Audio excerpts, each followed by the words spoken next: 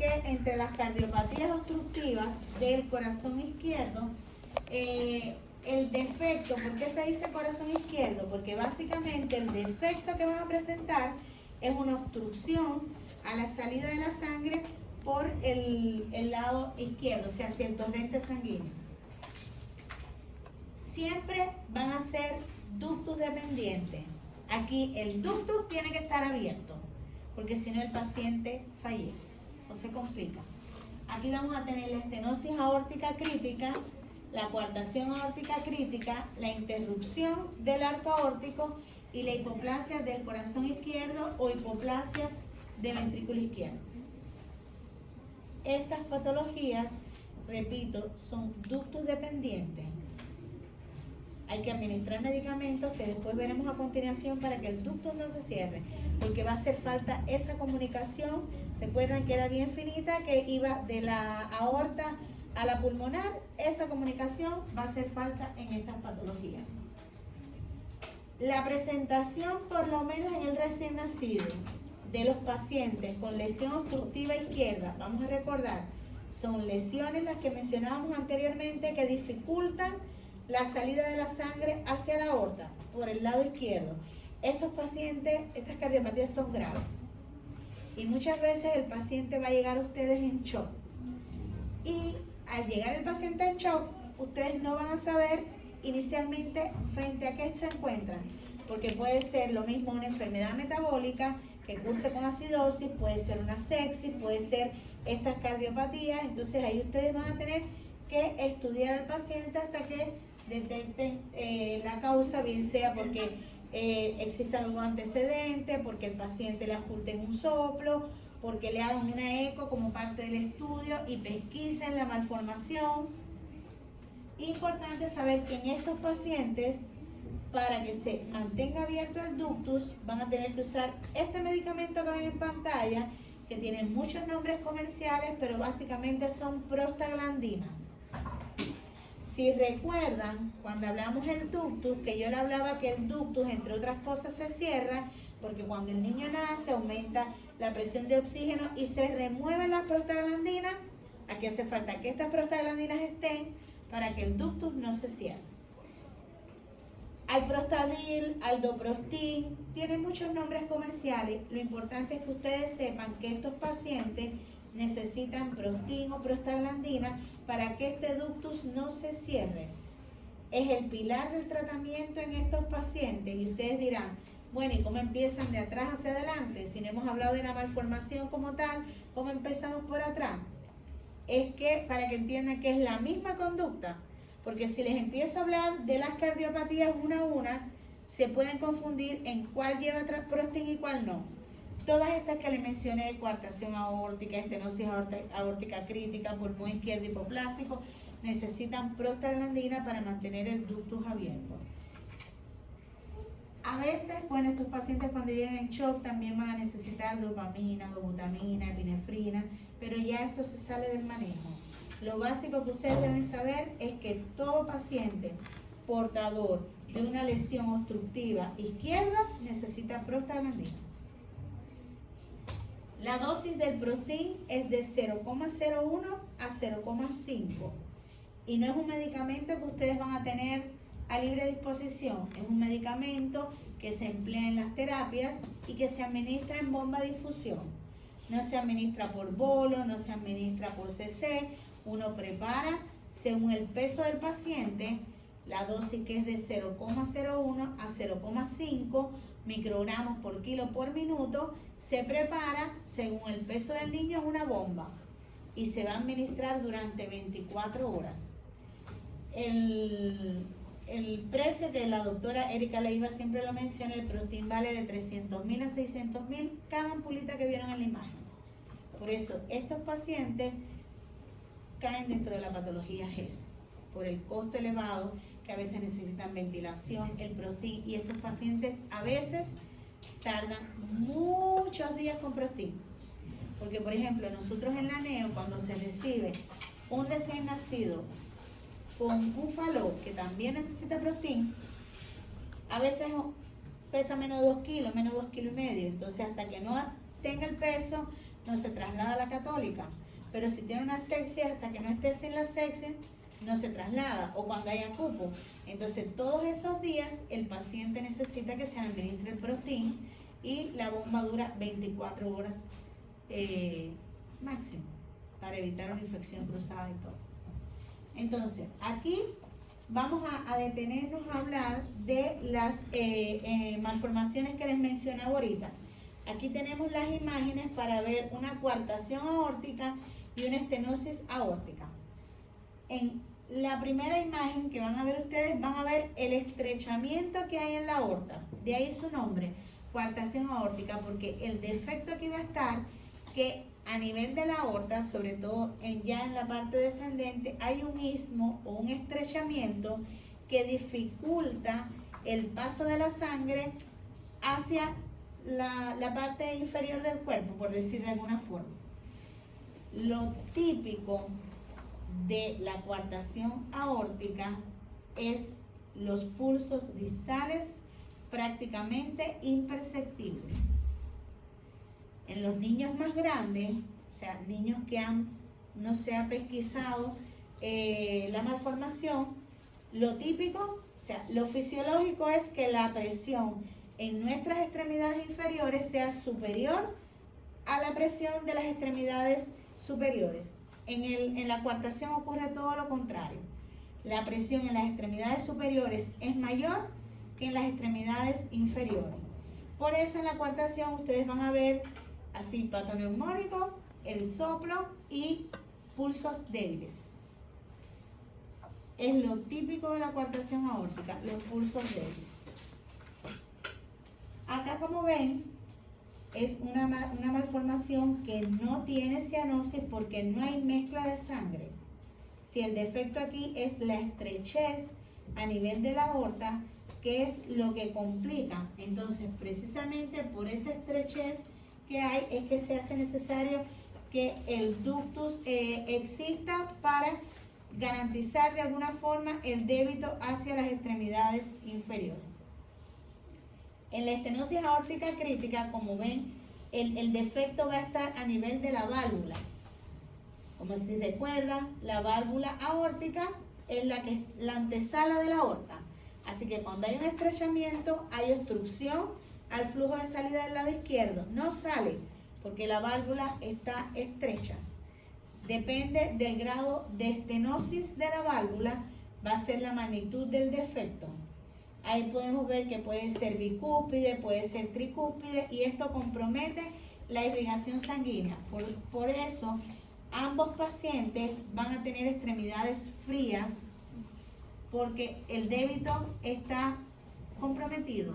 Pueden tener hiene capilar enlentecido, pero lo típico en la coartación es los pulsos débiles o prácticamente imperceptibles. Hipoplasia del corazón izquierdo, prácticamente incompatible con la vida.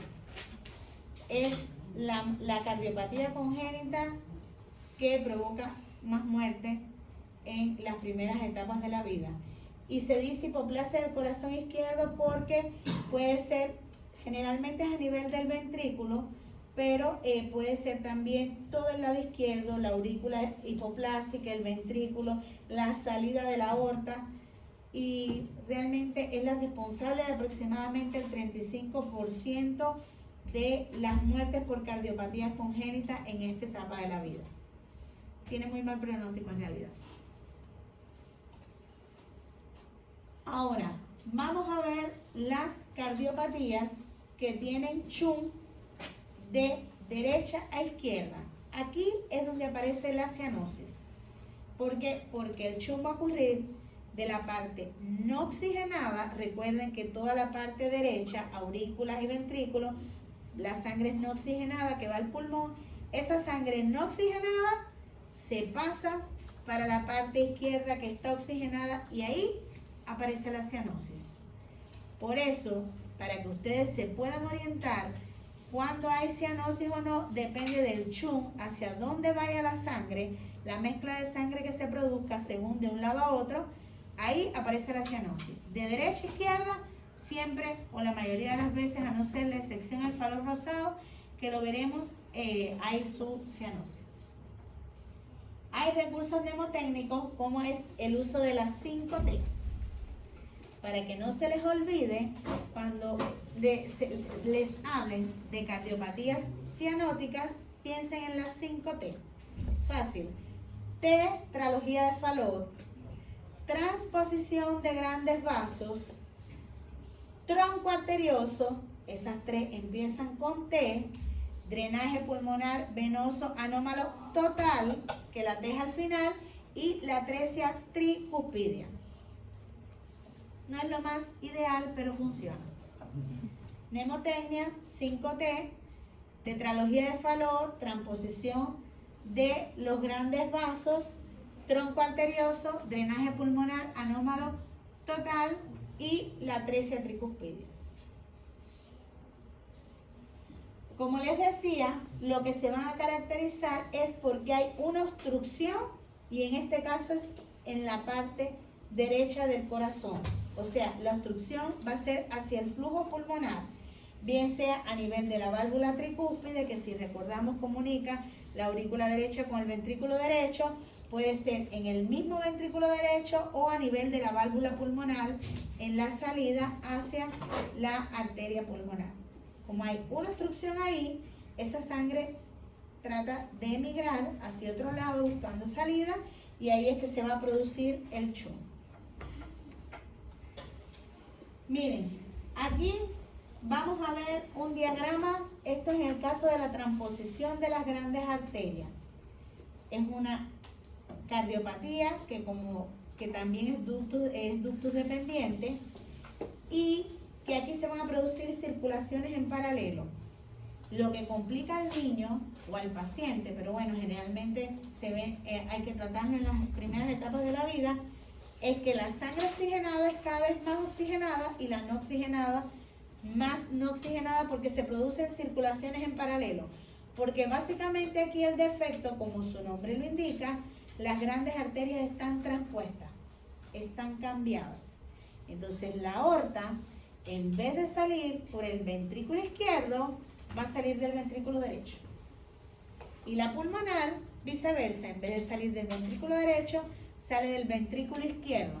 Entonces ahí ustedes van a ver, se lo puse arriba como un diagrama, la estructura del corazón. Vean la importancia, como se señala el ductus, que tiene que estar el ductus presente para que se produzca cierto chum de izquierda a derecha y no todo sea tan no oxigenado. Vamos a ver que la sangre desaturada, que ambos sabemos que va a llegar a la aurícula derecha procedente de las cavas, va a pasar al ventrículo derecho y sale por la aorta. Y en vez de ir al pulmón a oxigenarse, va al resto de nuestra circulación.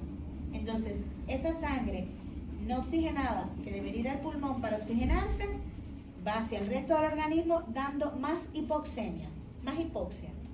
Y por otro lado, la sangre oxigenada que ya pasó por los pulmones, llega de las venas pulmonares a la aurícula izquierda, pasa al ventrículo izquierdo y en vez de salir a la aorta, nuevamente va a las venas pulmonares. Entonces ya tenemos una sangre oxigenada que se vuelve a ir para el pulmón y una no oxigenada que viene de las extremidades y se vuelve a ir para las extremidades. No sé si me entendieron esa parte. Por eso les pongo como que son circuitos en paralelo, pero que lo no oxigenado se mantiene no oxigenado y lo oxigenado cada vez se oxigena más. Entonces llega un momento en que el paciente llega a una hipoxemia límite que se hace incompatible de no tener tratamiento. Entonces, por eso necesita el ductus para que haya ese chum y el paciente, aparte con el tratamiento que va a recibir y por supuesto la corrección quirúrgica, que realmente es la solución definitiva, pero entre tanto hay que tener ese paciente hospitalizado con drogas vasoactivas, corrigiendo todos los defectos, la hipoxemia que vaya teniendo, hasta que se solucione su patología de base. Pero eso es básicamente lo que produce en la transposición de las grandes arterias. Ahora, tetralogía de Fallot. La deben haber escuchado más de alguna vez, y su nombre, o sea, si se fijan estas malformaciones, el mismo nombre dice dónde está el defecto. Tetralogía, que son 4 defectos. Esta es una cardiopatía compleja, porque hasta este momento habíamos ido viendo defectos aislados, 6A, 6B, ducto, pero acá ya estamos hablando de 4 defectos. Lo primero que vamos a ver es una estenosis o estrechez, que es lo mismo, de la válvula pulmonar. Hay un engrosamiento de la pared del ventrículo derecho, hay un cabalgamiento hacia derecha o una dextroposición, que también se describe en la literatura, de la aorta sobre una CIB, o sea, sobre un defecto del tabique, y la CIB propiamente dicha. Entonces, si se fijan, es un círculo vicioso, porque al haber esta estenosis a nivel de la válvula pulmonar, cuesta que pase la sangre al ventrículo derecho. Este ventrículo derecho está hipertrofiado, por eso es el dibujo de la musculatura más agrandada, por tanto, al estar hipertrofiado no tiene la misma contractilidad, y además por la CIB se pasa sangre para la parte izquierda del corazón. Y para rematar, hay la aorta descansa sobre la CIB, una dextroposición o un cabalgamiento de la aorta. Este tratamiento es quirúrgico y no es una sola operación, o sea, el fallo se va operando en varios tiempos. No vale la pena siquiera mencionarlo porque ya se sale, como le decía, del contenido, pero sí son niños que necesariamente tienen su tratamiento quirúrgico y necesitan varias reintervenciones. Ahora bien, les mencionaba ahorita, hay 2 tipos de falot. El falot rosado, que prácticamente no tiene mucha cianosis o una cianosis muy ligera peribucal, y el falot propiamente dicho, que sí va a ser cianótico. ¿Cuál va a ser la diferencia para que uno sea más, o sea cianótico o no? El falot rosado, la estenosis pulmonar es leve, a diferencia del falot como tal, que la estenosis pulmonar va a ser más acentuada. Y lo otro es que en el falot rosado va a haber un chum de izquierda a derecha. Y como es de la parte oxigenada a la no oxigenada, hay menos cianosis que en el falot típico, que el chum es de derecha a izquierda. Y además hay una estenosis pulmonar significativa. Por eso van a ver que no todos los falot tienen el mismo grado de cianosis ni de compromiso. En los niños con tetralogía de falot, digo niños, pero igual en las personas, lo que pasa es que este defecto, si no se opera, las personas no alcanzan una edad muy significativa, van a escuchar hablar de crisis hipoxémicas. Si ustedes recuerdan, en la otra conferencia hablábamos que en las lesiones con hiperflujo de izquierda a derecha, la polipnea o la taquipnea o la dificultad respiratoria se producía por el edema pulmonar que había. Por lo que vimos, había congestión y había edema pulmonar.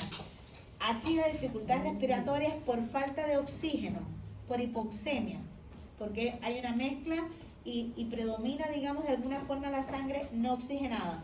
Entonces vamos a ver que es un paciente que está cianótico, porque ya vimos el chum que hay de derecha a izquierda. Es un paciente que tiene hambre de oxígeno, que hiperventila, pero a veces esta hiperventilación no logra en el organismo una adecuada perfusión, y con esta hiperventilación a veces el paciente lo que logra es un aumento de la CO2 y el paciente sufre un síncope o se desmaya, incluso puede tener convulsiones.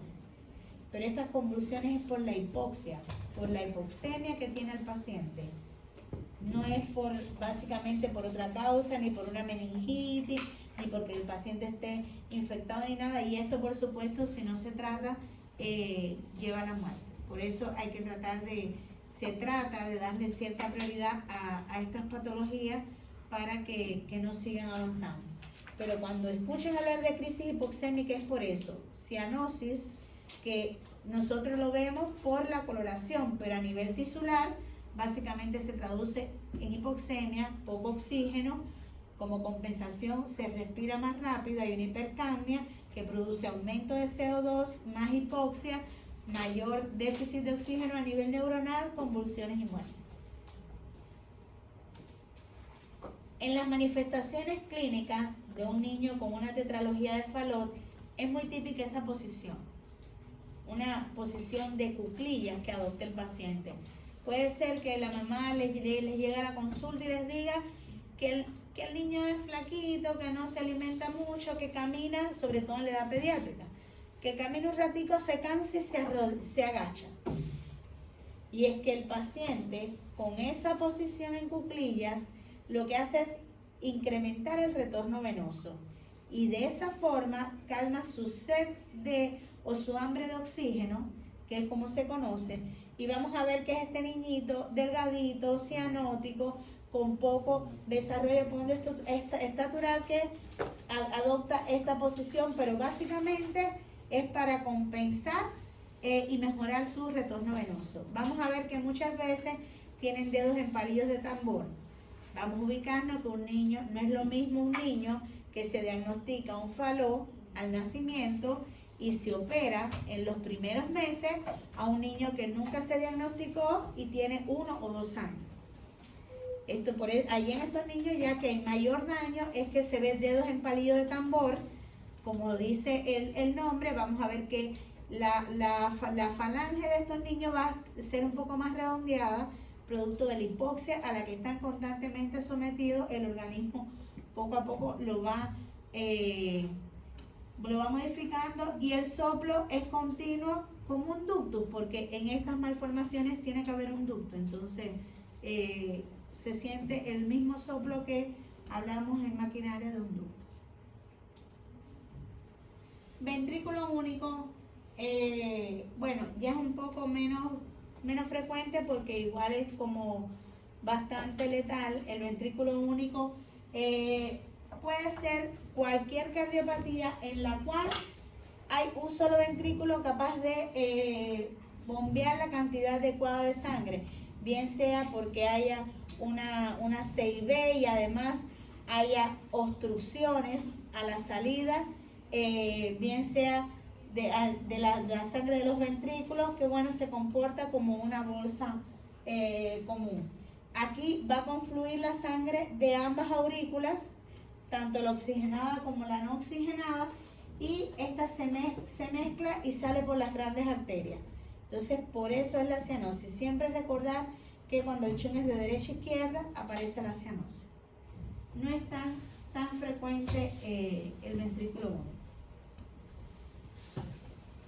¿Cómo ustedes van a evaluar a un paciente? Bueno, lo hablábamos, depende de la edad, la estadía que lleve el paciente con la malformación.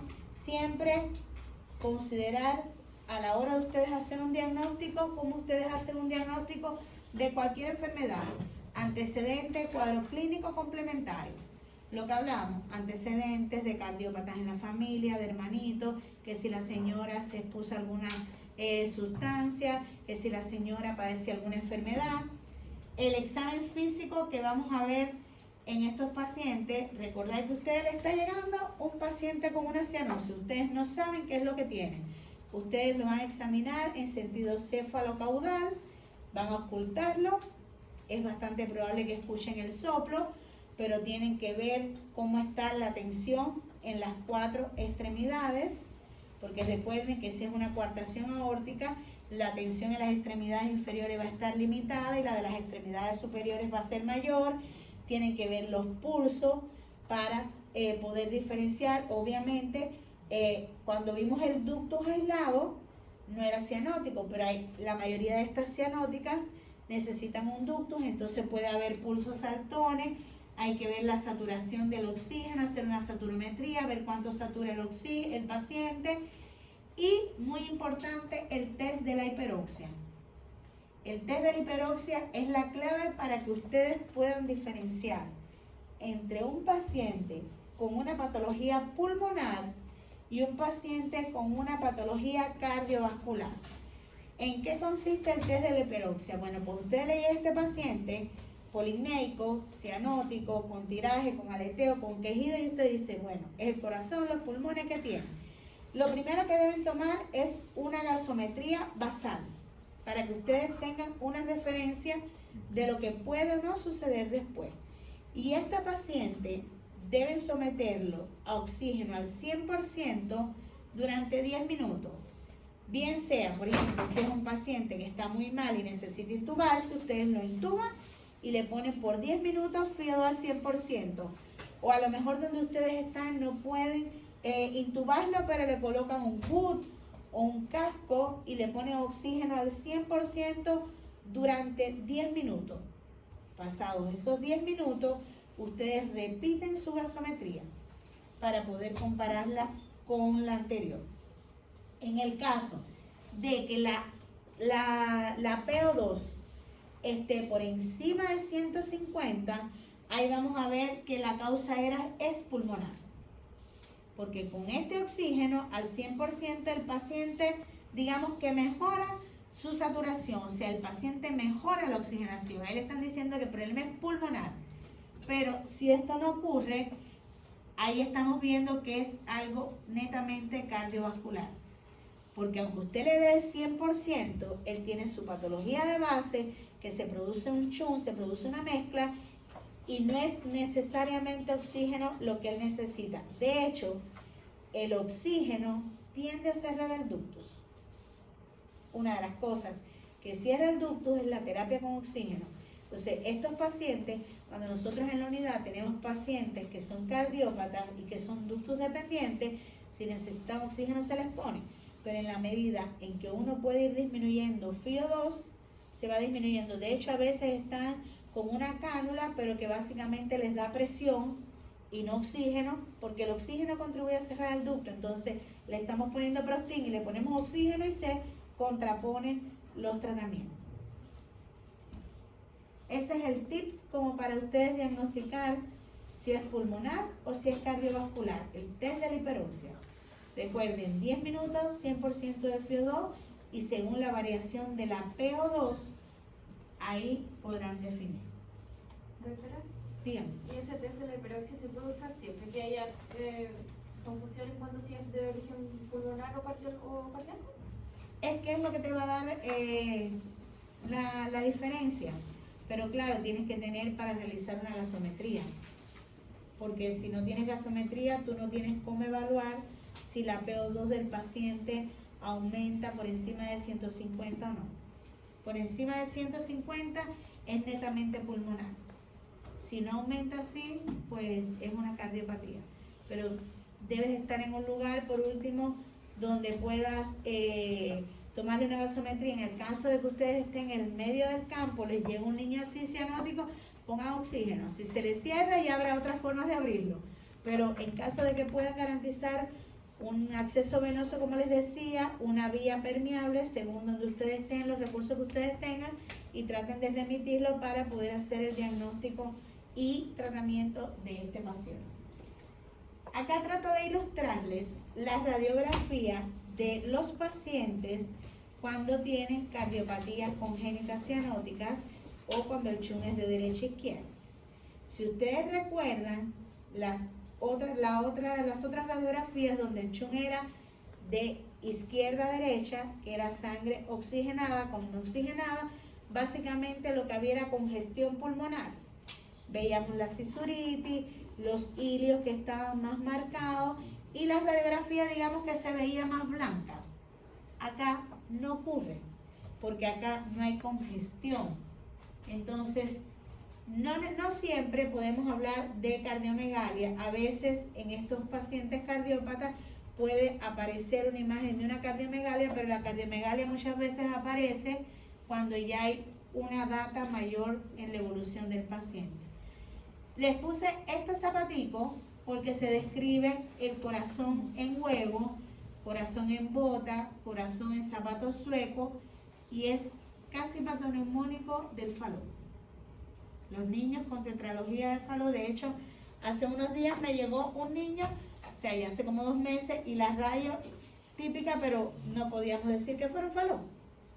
Cuando se le hizo la eco, sí se confirmó realmente, porque por eso les puse, miren, el corazón, y les puse la gotica porque es como un pato neumónico. Cuando ustedes hagan una radiografía y vean que el corazón tiene una formita que no es la habitual, y el niño además tiene clínico, un soplo, tratar de descartar un falón.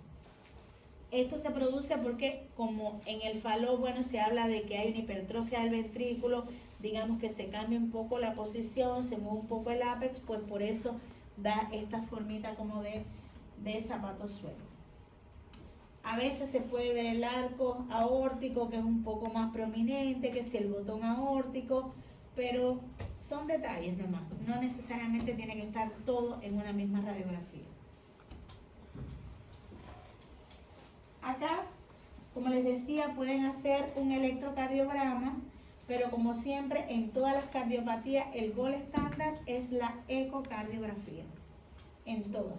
Es lo que nos va a permitir confirmar y o descartar malformaciones cardiovasculares. Acá, importante el manejo de la crisis hipoxémica.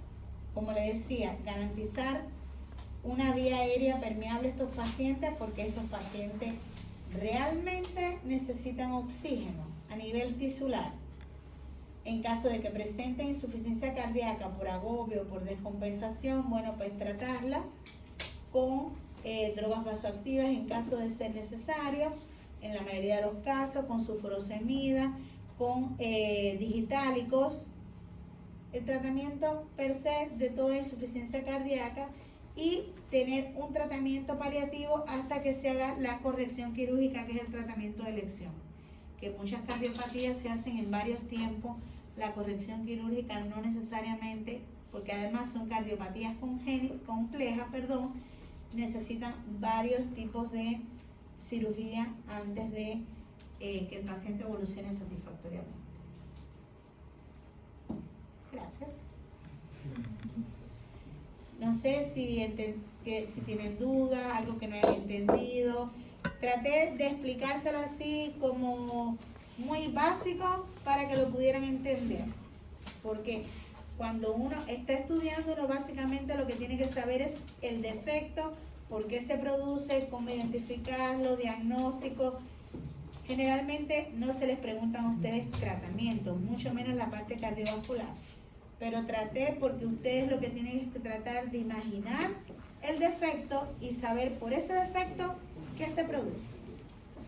No sé si algo que no entendieron, alguna duda. Sin pena me pueden preguntar.